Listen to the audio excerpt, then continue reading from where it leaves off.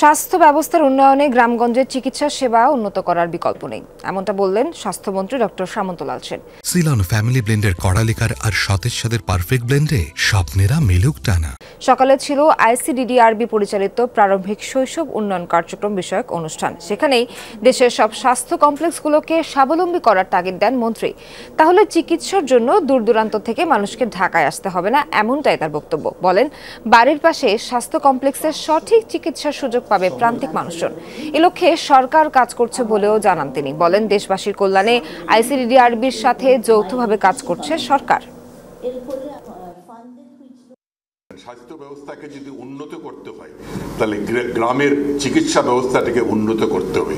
আমি যদি একটা উপজেলা, জেলা, union sub centre, community clinic এগুলোকে উন্নত করতে পারি, আমার রোগীরা যদি ওখানে চিকিৎসা হয় তাহলে ঢাকা শহরে ভিড় হবে না। আমরা সাধারণ জনগণ, সাধারণ মানুষের যাতে উপকার হয় সেই লক্ষ্যে আমরা এগিয়ে যাব।